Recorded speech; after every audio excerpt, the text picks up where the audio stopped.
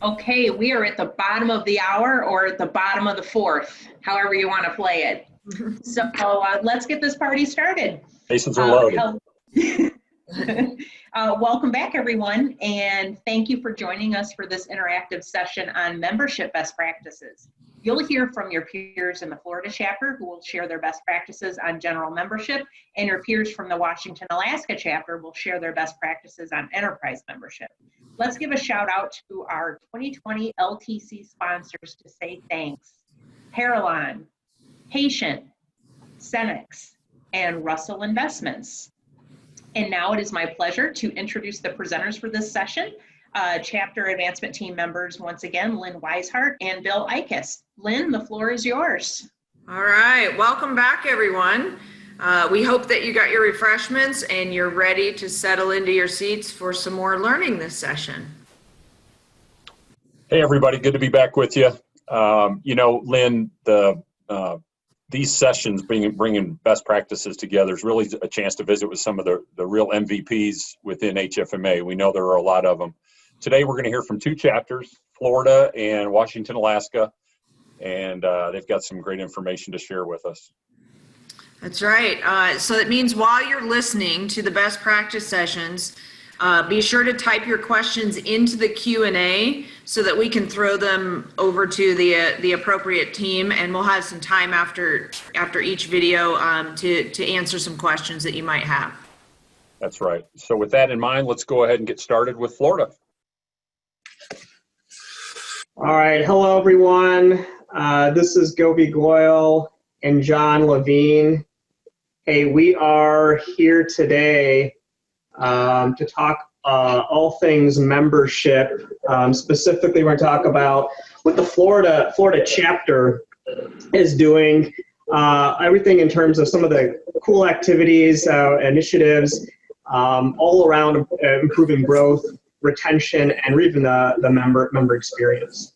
So with that, and Govi, if I can interject real quick, yeah. Just so everybody knows, this is our third time trying this. So I just want to make sure before we get through, are we on? We are. We're good. Fantastic. the first two are just dry runs, right? So, yeah. We're figuring it out. So, all right. Well, so John, why don't you start off, introduce yourself, and of course, give a little background on how you kind of evolved throughout Florida HFMA. Absolutely. Thank you, Govi, and good afternoon or good morning, whichever time this is that you'll be watching it. Govi did try to take that during take number 2 from me, but I'm taking it back, so we're good. As Govi said, my name is John Levine. I'm the current director of membership and president-elect for Florida HFMA chapter. Like most of you, I've been a part of HFMA for about 7 years, and when you get involved, it's sort of like you meet some really good people at first, and they start placing you in different areas. And I was placed initially in the social committee. I was co-chair for social committee, and then did some work on the education committee. Within a few months, I was the co-chair of the South Region Education. We divide our chapter into 3 separate regions, South, Central, and North. Went into the chair of Strategic Alliance, went back into education as the chair, spent a year doing that. Did director of education for the South, evolved into that, and then worked my way into education director for statewide, and then this year going into director of membership. That's great. Thanks, John. So you're welcome. My background with HFMA, and specifically Florida HFMA, is very similar to John's. I also started off in education. Like many of you out there, I was voluntold to be a chair, and ended up really loving it. I like a lot more being an active member versus a passive member, and so I evolved from being a chair to regional education in the central region, like the Tampa, Orlando area. I then went on to statewide education. It was only after those several roles that I then go into membership. So I think that's something you'll hear throughout our, conversations today, that John and I both have a big education spin to our membership. We're a lot more holistic as we think about membership, and we've really worked collaboratively together. And we have regular calls too with our education directors to really figure out how do we maximize membership benefits at all of our educational events. So a little bit of background on Florida HFMA. We are one of the largest chapters. I think we're close to 4,000 members. A little over 4,000 members. A little over 4,000. So about 2/3 or 3/4 of those are enterprise members. We've got close to 40 different committees, so we're a very active chapter. And as John had mentioned, we are one chapter, but we have different regions, so we make sure that we have educational events, we're targeting different areas of Florida. So a little bit of background on how Florida HMA's membership committee is set up. And membership committees, they really do come in all different types of shapes and sizes. There's really no right or wrong way to set up your committee. This is just one way of doing it. And this is really the way I did it when I was over membership. In just a few moments, you're going to kind of hear some interesting ways that John's going to kind of take this and evolve and set up his membership committee. But I did want to touch upon just a few of these. So we did, with the growth of enterprise members, we decided last year it would be good to have a enterprise membership chair, so that we have kind of a central way to funnel all the activities under enterprise membership. And it's really twofold. This enterprise membership chair was partly responsible really for working with current enterprise members such as Orlando Health, the Mayo Clinic, University of Miami. We've got a handful of enterprise members, and really making sure that they're getting the value from the enterprise membership. So working closely with national, going on site, delivering education to their doorstep, which is something they really liked, doing some certification 101s to their employees, those that are members and looking to get certified, talking about volunteer opportunities and so forth. And then also looking at new opportunities. So we have a lot of organizations here out in Florida that are good candidates for enterprise membership. They have a lot of engagement, a lot of members, and the economics make sense for them.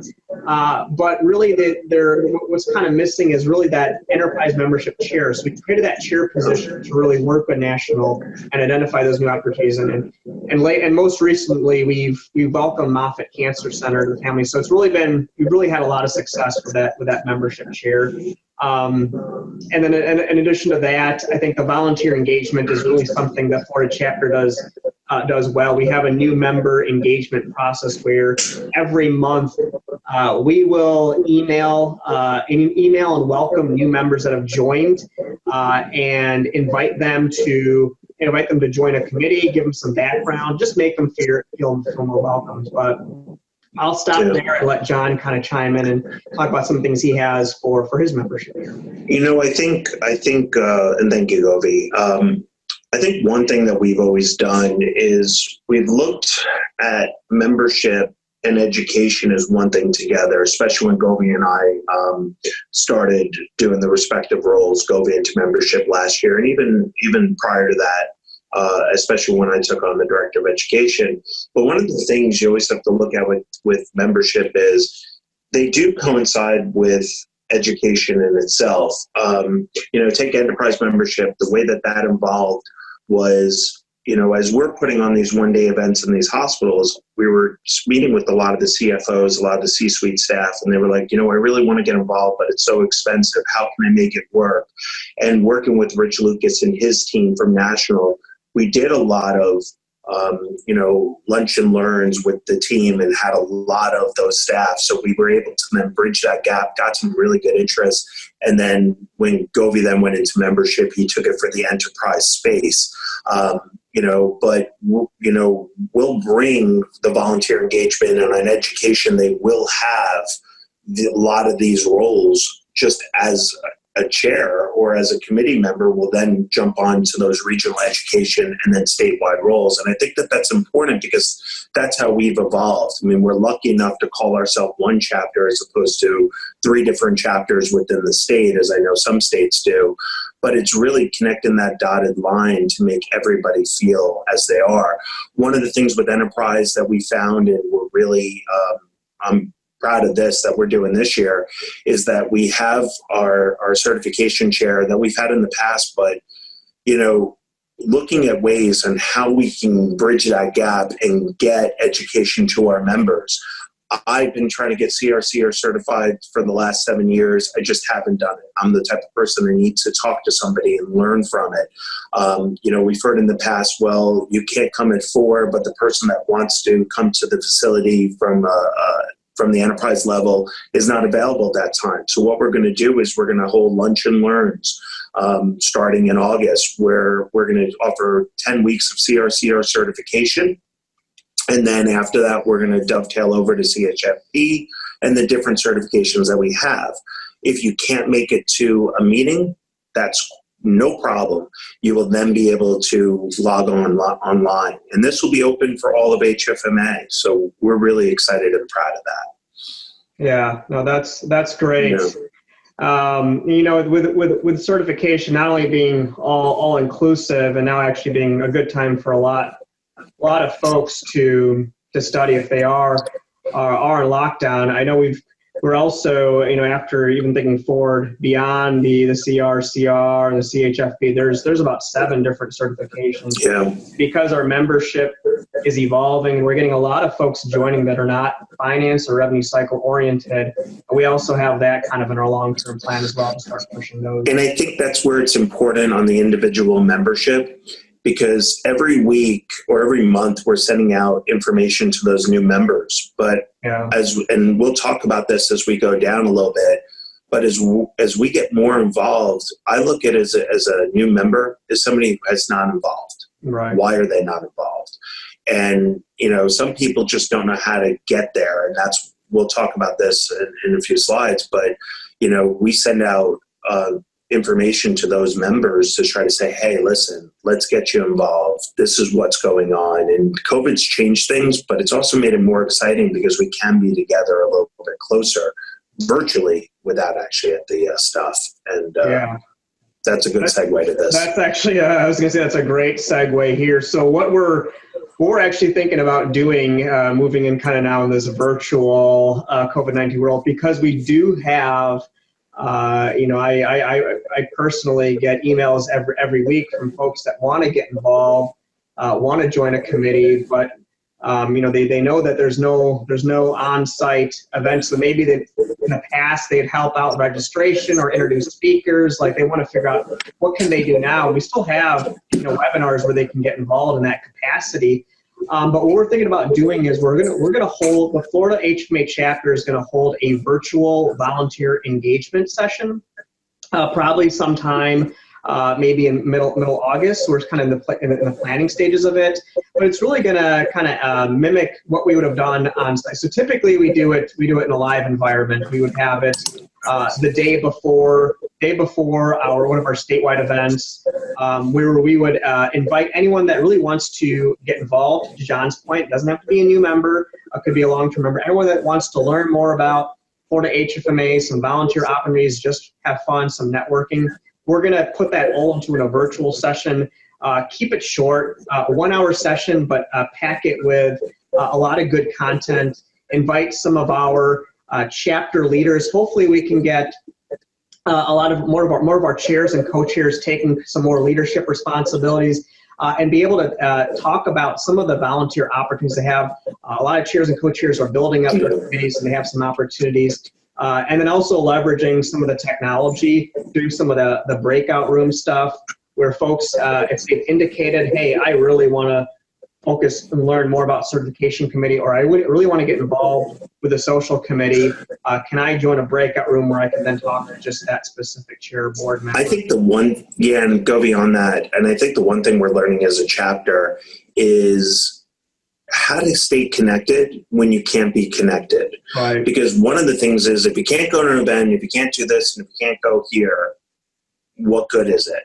And we're finding different ways to keep people connected and get them more involved. And we're doing more things than I think we've ever done, from trivia, virtual trivia games, to happy hours, to different things. But I think we need to go into the next slide, just because we are getting on that 13-minute mark.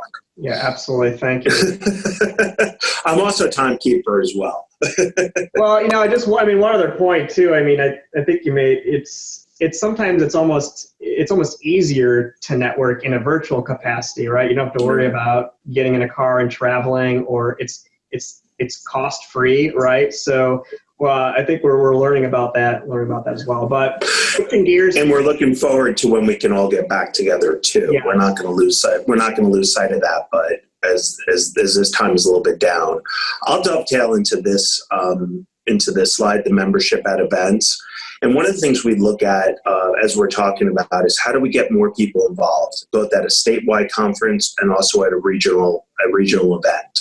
And some of these will work out both for regional. So the first one, membership table. You go to an event, you're new to the organization. And when I mean new, you really haven't met a lot of the people. You haven't been able to intertwine yourself in with the members, whether no matter what side you're on, and no matter where you're at. One thing I've always found fortunate is, once you know one person, you can go anywhere and you can always feel welcome at an event, especially when you're involved. So we've set aside this table. Really started this last year, where new members can go, they can meet people, they can get involved, but more importantly, if they're not a member and they say, I really want to become a member, right then and there, we sign them up. We also do this at the one-day events. We have a liaison. We have a dotted line to the education, to the regional education directors, and then that person will also sign something at an event. What a better time? Let's get them right then and there, and let's talk to them. We'll have a welcome lunch or a welcome breakfast. And this will be at specific times where we'll put a little side. It's not in a separate room. It's actually at the regular area where we have our breakfast or lunch. But it's a nice little area where people can go and just meet people that want to get involved, want to meet similar people to them. And we take it from that point, and it doesn't matter where it's at, breakfast, lunch, dinner's just a good place for people to get to know each other. Because we found some people are a little shyer than others, or just don't want to get, don't know how to intertwine as well or intermingle, and just a good way to bring people together. The buddy program, and we'll get into this with the PeertoPeer program when we talk about that, but it's a segue to that, where prior to an event, we'll actually take our new members, or those people that aren't engaged. Govy and I had started this up last year, where we'll say, it doesn't matter if you're a vendor or you're a provider, we'll segue you and work you in with an actual buddy, so that you have somebody to talk to in an event, work with an event, and help show you the way. Dinner with friends, we actually borrowed this from our friends over at the Georgia chapter. They've been doing dinner with strangers forever, and it's phenomenal. Where, we took it and said, let's do dinner with friends, and doesn't matter who you are, we'll pair you up. Unfortunately, we haven't seen this one in action yet, only because Govy had COVID start in May, and that's the first time we were about to do it. Let's just blame it on him. Why not? But we are looking forward to putting this out for other events and just putting people together. Yeah, that's great. Another thing I think it's probably important mentioning here is that we capture a lot of data through the registration process. Yeah. And I think it's a great way to really figure out, okay, who are your new members, who are your members that want to get involved, who wants a buddy, and then taking it a step further, when they do respond, reaching out to them, sending them an invite so it's on their calendar, so they know that there's a welcome lunch. And all this does really too is it takes away some of the kind of the awkwardness. Like, if thinking back when you first got involved and you went to an event, it could be a little bit intimidating. You don't know a lot of people and everything like that. So all these things are really just making folks feel more comfortable. Yeah. And then we'll take it from our individual membership. We'll take that data afterwards, and then we'll actually follow up with them after the event to make sure that they're on. And I think we're running at about a minute and 20. So let's go off to the peer-to-peer, and I'll let you talk about that. Yeah. So this is actually an idea I stole from John, and I really liked it because if you think about it, when we sent out our membership survey, our annual survey, we always get comments saying folks want more opportunities to network, but they want the networking to be more targeted, right? Not so general. So HMA National has the community online forum groups, which are great, and there's a lot of value in that, but the topics are really broad range, and it's anyone and everyone. So this peer-to-peer groups is really more of a focused, more intimate forum, really from folks, really for the purpose of giving a lot of benefit back to the providers.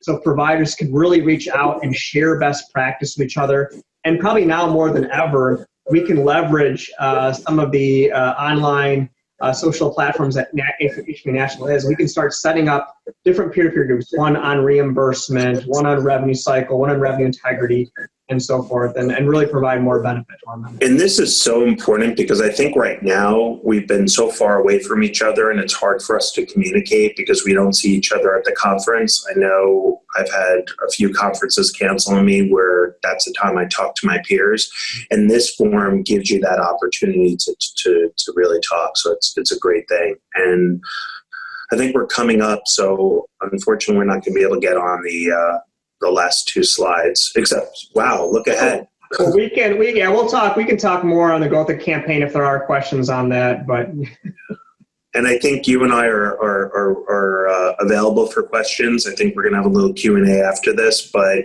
feel free to reach out to Govy or myself with any questions you have, and look forward to working with you guys. And we're just shy at that 2-minute mark, so I'm excited. Bye, everybody. Thanks so much. Bye. 2029.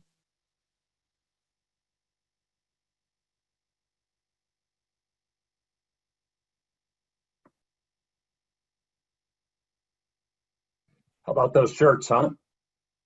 Those shirts were bright, man. I had to put my shades on. Florida chapter's got a bright future, I'll tell you that.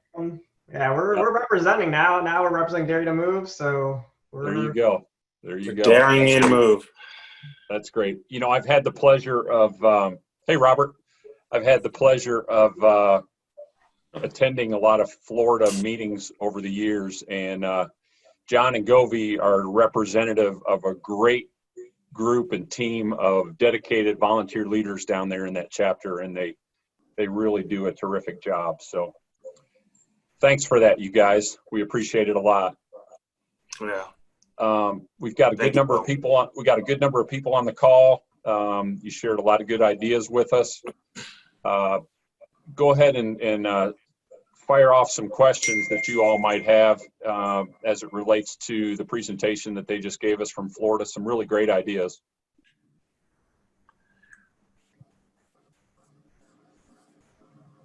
People really like people really like the membership table idea. Yeah, and the membership table is something that Govy and I started probably about a year ago, where we always did a membership lunch where people came in and talked and met new people. But once again, it's how do you get people to know where to go? Is there always a place? It's not just 2 minutes into a conference and then we're all left alone. So we'll have a representative from the membership committee, from the education committee, from the board, just sitting there on, just during the conference and telling people about it. And once again, like I said, if somebody says, I'm interested and I'm a new member, I mean, how many new members do we get? How many non-members do we get that are coming to a conference just because they want great education? This is our way of getting them to sign up right on the spot. And it's actually something I started in the regional event where we had a member just signing people up. Because we know when we go home, we just don't, we're out of sight, out of mind and moving on to the next thing. So. For sure. A couple questions coming in on this. how do you ensure communication between your committees? So for example, registration and social and membership and education. I'll let you do that, Govi. Oh yeah, absolutely. So I think, yeah, we do a good job of this. I think partly it happens organically as we make sure that we really do invite. So every time there's a membership committee call or an education call, we do kind of invite God and country. So we have a lot of participation. We have a lot of stakeholders on the call. But I think that we also have shared goals. So when we do our educational events, we talk about what we're trying to accomplish. It's not just the educational content, it's also kind of increasing in the member experience as well. But it's also having somebody from the education committee. When you do a statewide event, it's all hands on deck. I'm involved, everybody's involved, but the regional events, because there are 3 different areas. I know for the South and the North just started doing this as well as Central, we'll look at it as a separate chapter almost, where we'll have a sponsorship, committee member. We'll have a membership committee member. So it's a dotted line always to us. So they're able to give us those ideas because we can't be everywhere. Any suggestions for some of those smaller chapters? You mentioned you're over 4,000 members right now, which is, wow, that's really something. But any suggestions for some of these smaller chapters on how they would consolidate some of the committees and roles that you talked about? Yeah, I can jump in. So I think the one benefit of having a smaller chapter is you generally get a little bit more better engagement. You get a better kind of handle and can kind of move through changes a little bit quicker.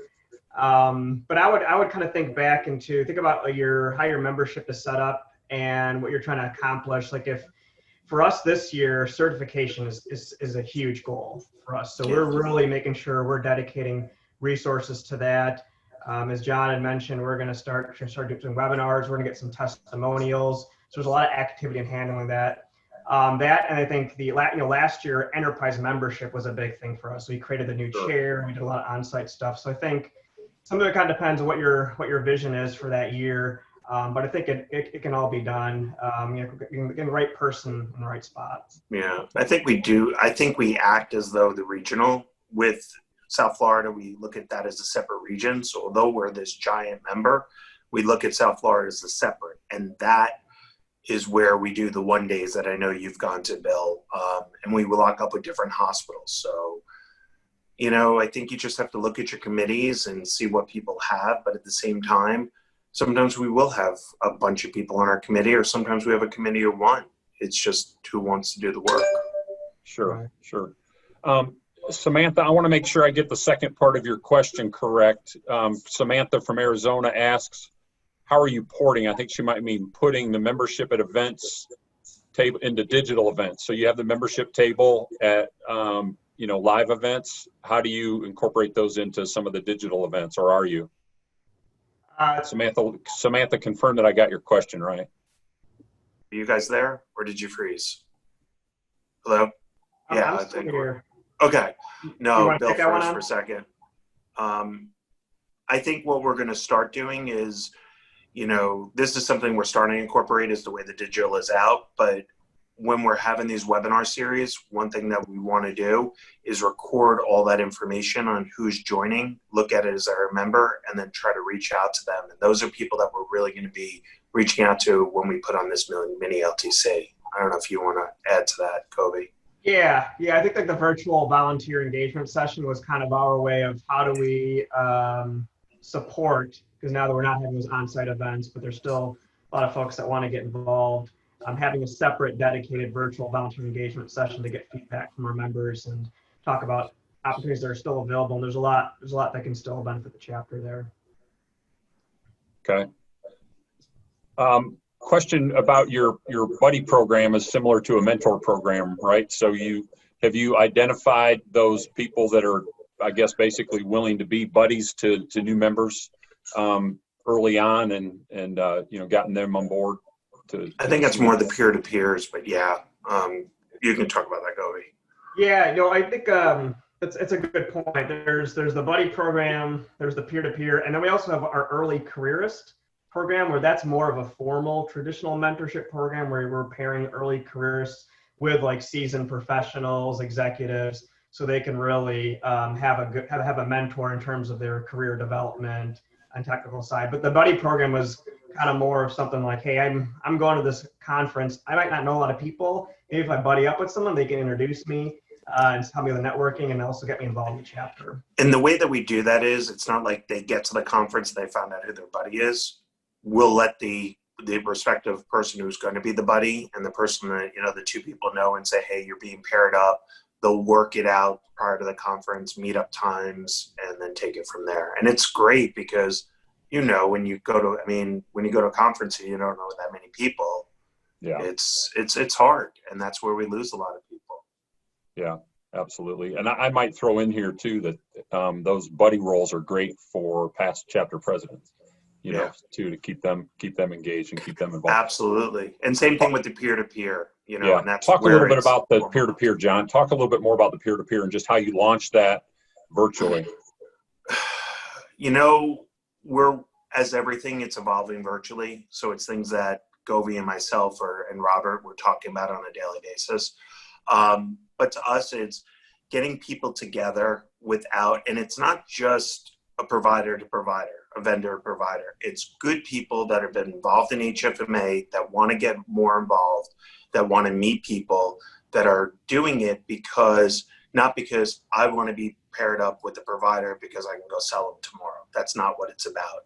It's about talking through situations and problems that you have and how to really get up. What I think virtually has taught us, and I think a lot of the chapters would agree, it has taught us how to really stay together without being together. Whereas normally we would go to a conference and it would be the onesies, twosies. I know Bill and I see each other on a regular basis because we travel the circuit together, but some people don't.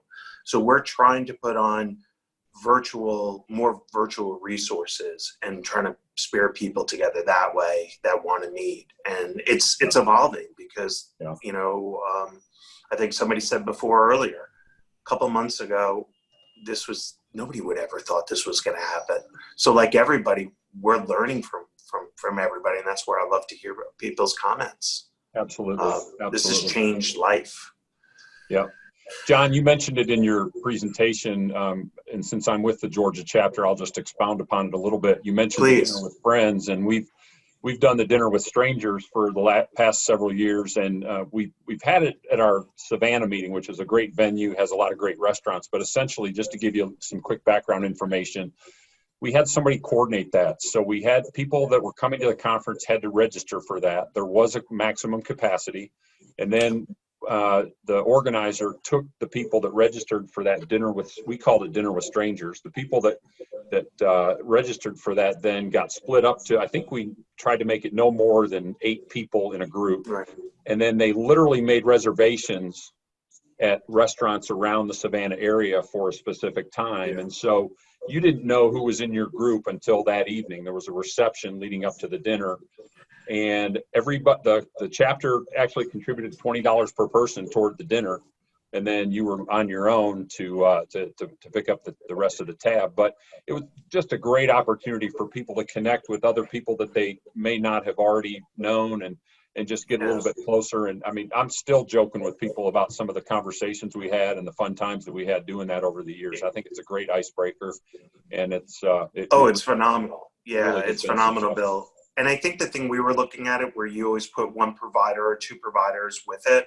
Right. We wanted to say, we're all together. We're all as one.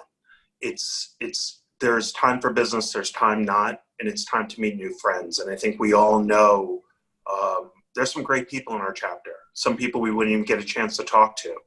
And if we could provide and somebody could be with the provider, that's great. But I just wanted to look at it as, we're really disappointed it couldn't go because I wish I could expand upon it more. But just everybody, there are a lot of people that look around and go, who am I going to go to dinner with? We even got some comments from those people that were providers that are no longer in the vendor world and realizing they're not the pretty girl anymore, or pretty boy. So it's just giving somebody an opportunity like your chapter did. So thanks for those ideas. Yeah, absolutely. Samantha from Arizona, I'll just mention her comment. She said back in the day when live events were a thing, Arizona hosted a dine around similar to the dinner with strangers, a chapter leader was the social host and the people paid their own tabs, but it was wonderful for those that maybe traveled in who didn't already have dinner plans, just to kind of get together. So some great ideas. And I would encourage it just as kind of an icebreaker. You know, Govey, you and John talked about the volunteer engagement meetings that you have had prior to some of your multi-day events and whatnot. I can tell you firsthand, I've seen people coming out of those meetings really fired up, right, and really ready to take on their responsibilities and take on the year. Usually they hear from the incoming chapter president or the existing chapter president. It really gets them fired up about the year. So that, I think that's really important to just sort of give everybody a bit of a pep talk, make sure everybody's on the same page. Different certainly than like a mini LTC, right? But it's just really, I think, gets people started off on the right foot. Keep an eye on the time. Yep, we got to appreciate all the feedback, guys. I think we've run through most of the questions. Robert, did you have anything to add? Robert Howie, the current president of the Florida chapter. Good to see you, buddy. Hey, thanks, Bill. No, I'm just seeing all the comments on here. It's great ideas. I think it's a great opportunity to collaborate. I love the last idea I think here from Samantha about dining around, because typically when I go to a conference, even my chapters, I have nobody that wants to go to dinner with me. So I'm always struggling to find some people with dinner plans. So maybe if we do this ahead of time, and maybe we can, pull in a pot of people that may are looking for some just to meet other members within the chapter. I think this is a great idea. There you go. Guys, really appreciate it. This is the start of a conversation that I'm sure can continue in a lot of different places, and just really appreciate you sharing your ideas today. Continued success to the Florida chapter. And thank you for the invite. We really appreciate it. You got it. Let's hear from Washington, Alaska. Woo-hoo. Welcome to our Enterprise membership presentation. I am part of the Washington, Alaska HMA Enterprise team. I felt this was a really great way to describe what HMA does for an organization. So give your team the tools and perspective to drive organizational performance. So a little bit about me. I'm Wendy Gibson. I have been with Providence St. Joseph Health for about 12 years. Providence was the second Enterprise member to sign up. We're really excited about that. We've had a long and lengthy relationship with HMA that we truly appreciate. I'm a project manager by trade, and I was tasked with a project to increase caregiver engagement as well as performance and development and productivity. So I sat down with our teams and we did a very in-depth study on what are the skill sets that we need to take our staff to the next level, and we felt HMA was a fantastic fit for that. So we sat down, negotiated our contract, and then I later deployed HMA throughout our organization. For those of you who don't know much about Providence, it is a 120,000 caregiver organization. We're across 7 different states. We have 50 plus hospitals and over 1,000 clinics. So it was a rather large deployment. And we have quite a bit of people that have actually engaged in the program. So we're really excited about it. Another thing that's a little bit different about our Enterprise membership is we go across 7 different states. So I get to deal with multiple chapters, which is really exciting. So from Washington to Texas, to California, to Oregon, we've met a lot of different chapters that actually engage with our folks at their geographic level, which we thought was really important and a really great quality that HMA was able to provide. So obviously I'm an Enterprise member as well. I've taken a lot of the educations and webinars. I've been to several of the events, so that's been really exciting. And being a part of that content and actually seeing it delivered, not only as a user, but as a board member and part of this Liaison membership, it's been really great to kind of see both sides of that, so I really enjoyed that. I later became a board member. I'm also the conference co-chair. I was able to put together with a great team our women's conference last year, which was really exciting. We also work with networking and social events to kind of get people engaged. Again, that engagement and networking, that face-to-face has been really important to me. And then again, I became the HMA Enterprise Liaison nationally for both Providence and for Washington, Alaska. So thank you. Currently, Washington, Alaska has 4 enterprise members. Obviously, Providence was the first and is currently our largest. We now have Seattle Cancer Care Alliance, Whidbey Health, and Columbia County Health System. They all came on within the last couple months, so we're excited to bring them on. So one of the things about being an enterprise liaison is you really need to understand the value of what HFMA provides at the enterprise level. So again, when we did our study internally, we really needed to understand what could HFMA provide for us. And as I did my research, it's really great to see the industry-wide knowledge. It wasn't just the Northwest, it wasn't just hospitals, it wasn't just clinics. It was a wide knowledge of healthcare, finance, and management. So it took all 3 of those things and combined them together, and we have this great knowledge across very different streams and very different ideas, and it allows us to really see what works and what doesn't. And that's been a really great level. The other thing is a high level leadership. You'll see that any of our metrics that you kind of see about HFMA, most of our members are, they're either leaders, they're directors, they're managers, they're people with great experience. So you have people with a lot of experience that you're working with. You have a lot of people with industry level knowledge that has been earned, so it's really great to see people with a high level of leadership, a high level of understanding and experience, and that's very valuable.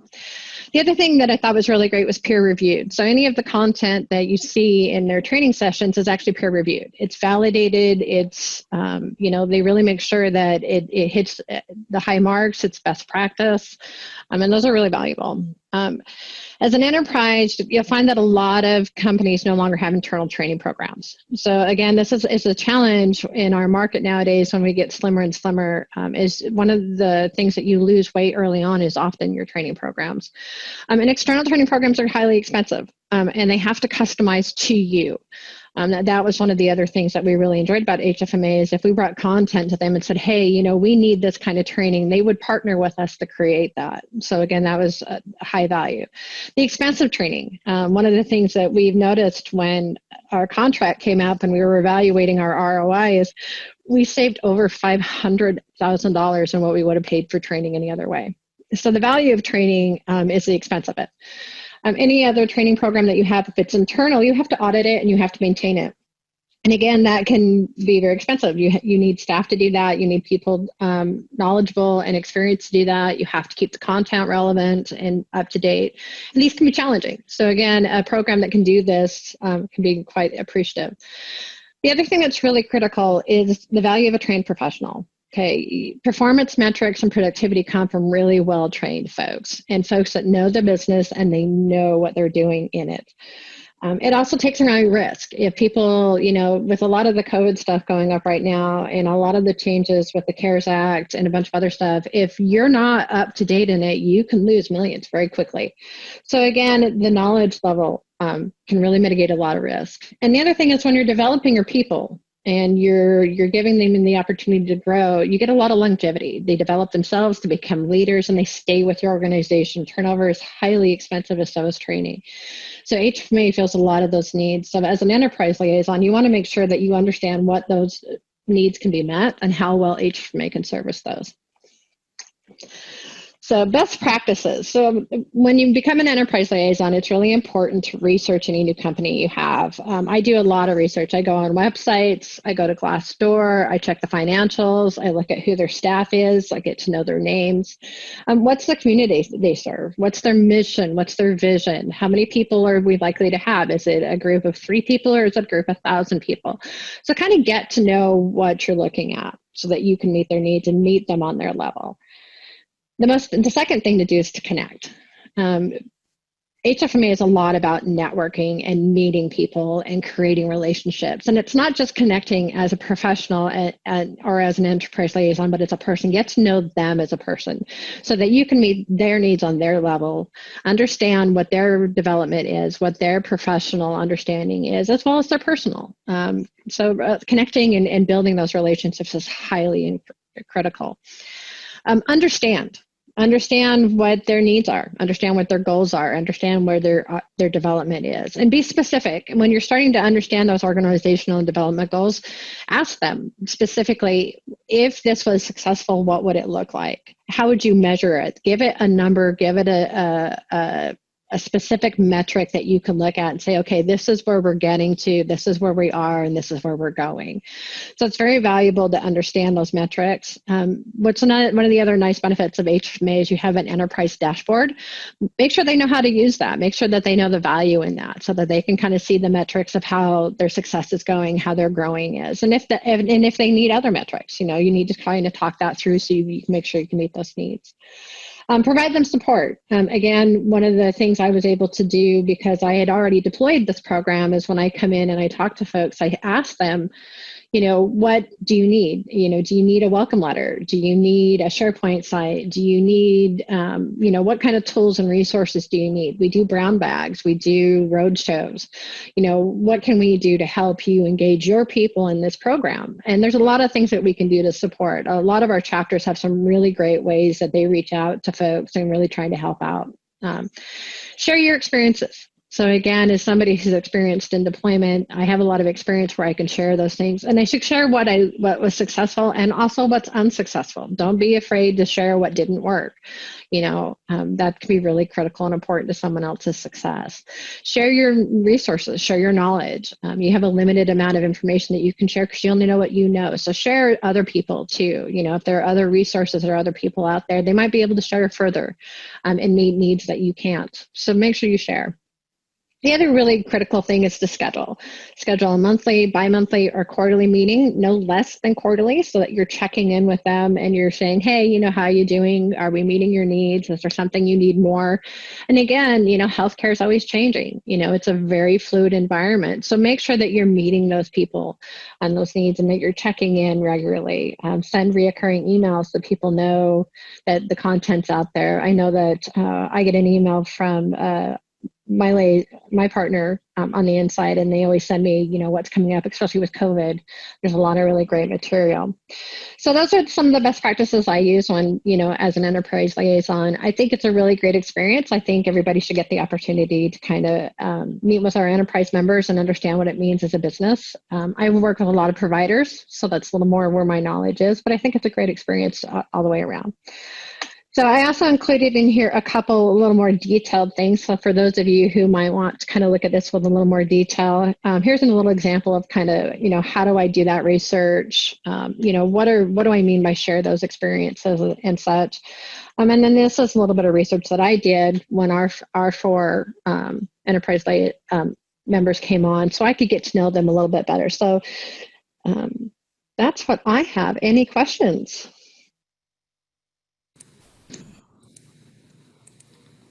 All right, let me get my video back on. There are a couple of questions out here. Thank you, Wendy, very much for Great job, Wendy. The presentation. And so just to clarify, you're not only involved with your provider organization, you're also involved on the chapter side, engaging the enterprise members. Would that be an accurate statement? Yep. I work with the enterprise that I work with, and then I work with national, and then I also work with our chapter. So I have three sides of the table I sit at. Okay. But you're not a liaison necessarily to other enterprise organizations? I could be. I'm happy to liaison with any enterprise. But yeah, so I work with our Washington, Alaska folks enterprise-wide. And then because I work with Providence National, I've been known to reach out to our Oregon chapter. They have an enterprise liaison, and I work with them occasionally. They've had a lot of really good ideas because, again, they had more experience than I did. So I'm always reaching out to others that do the same things. I'm always looking to expand. And then as a provider, Providence, I reach out to our different geographic. I know we have Lone Star, and we have Northern and Southern California. So I reach out to those chapters as part of that provider piece. So. All right. Well, we do have a couple of questions. And some of these might be maybe for Wendy, and some might be for the association folks. And just a reminder, we do have an enterprise session coming up later. So some of these, if we can't get into too much detail because of time constraints. On this session, we may be able to cover them later as well. Just keep that in mind, folks. But one of the questions is, can membership chairs access the enterprise dashboard, and how do we do that? I'm assuming they're asking through the portal. Yeah, so no, the answer is no. And we're going to actually share a demo of the enterprise portal just so the chapter leaders can see it on the next session at 1 o'clock. Okay. This next question might also be better reserved or saved for later, but the question is, what is chapter relations or the association doing for templates to help connect the new enterprise organizations with the local chapters? All right, so there are a few things. So there is a Excel spreadsheet on the Chapter Resource Center that is out on the enterprise portion of, I believe it's under chapter resources and then chapter operations. And I know that Brianna will correct me if I'm wrong on that in just a second. But there's an Excel spreadsheet with the client goals out there. And then we're also doing onboarding calls with the chapters and the enterprise clients to review those goals. And so a lot of times the organizations don't really know what their goal, like they go in thinking their goals are X, and then in 6 months they could change a little bit. So we're reviewing those on an ongoing basis instead of just right at the beginning like they used to be. And so you'll notice at the beginning of that Excel spreadsheet, it's kind of blank, because at the beginning of enterprise, we didn't capture the goals from the clients as well as we are today. And so we're trying to go backwards a little bit, but moving forward, that is how we're sharing that information. And I think that another way is the lunch and learns that we've been doing with the enterprise organizations. We never really had a chapter component with that. It was more just kind of sharing the information at the association level, giving a little bit of information on how they could get involved locally. But now we're actually inviting the chapters into those lunch and learns that we're providing for the enterprise organizations. Great. And this question is for Wendy. Since you play 3 different roles, you're on the provider side, you're the enterprise liaison for your organization, but you're also on the chapter side. You mentioned earlier in your presentation that you connect with, because you're the enterprise liaison at your organization, you connect with multiple chapters. So I have a twofold question here. Do you have a single point of contact in each of those chapters that you work with from the provider side to establish those education plans or needs for the people that are within those particular chapters?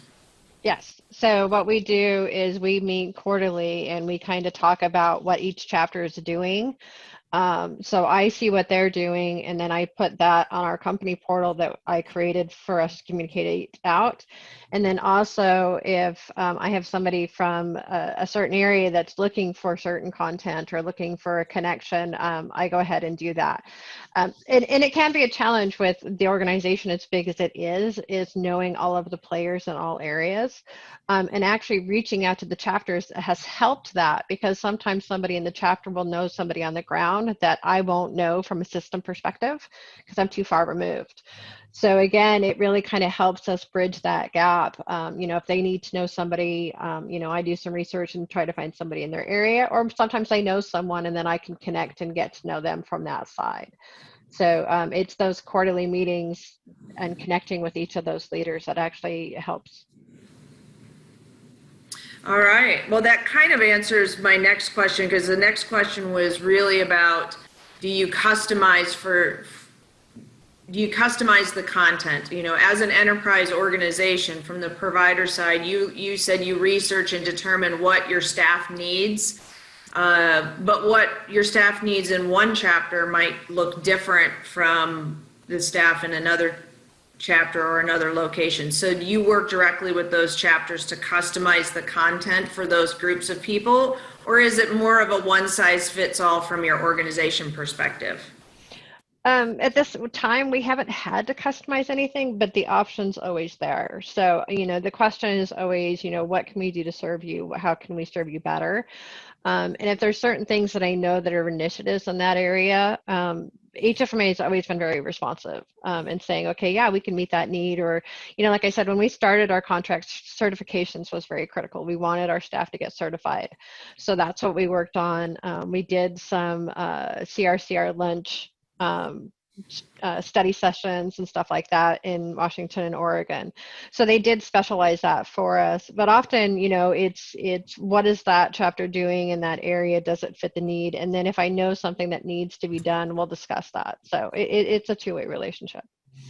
Okay, great. That's great information. And I suspect that there may be some folks that may want to reach out to you offline, since you do hold those 3 different roles. I know, Nicole, we're not ignoring you. I saw there was a question that how can we be made aware of enterprise renewals so we can gain an understanding of membership numbers that can shift dramatically. I may, unless Tracy or one of the association folks want to correct me, that may be a question we may put off till the enterprise session, because I believe we'll have some answers for that.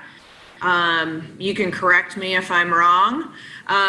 Otherwise, we only have about a minute and a half left in this session, and to be cognizant of everyone's time, I would like to thank Wendy for her presentation. And Bill, I know you probably have some closing comments that you want to jump in on as well. Oh, maybe not. Oh. No, Bill, I do. Thanks, go. Lynn. I appreciate you keeping me on my toes. I just hope this was a great session for y'all, and really appreciate Wendy and Govy and John for their insights. Again, both of these just representative of a lot of great things going on in the association. So great job, everybody. Our next session will start in about 30 minutes. Remember, there is a separate Zoom link for that session, and make sure that you tune in here in the next little bit for the enterprise session, and make sure to let us know again on social media where you're watching from with hashtag 2020LTC. But Lynn, anything to add? No, thank you very much for attending and listening to our 2 presentations, and hopefully you got some good ideas out of those, and we will see you for the next session, which is the enterprise session.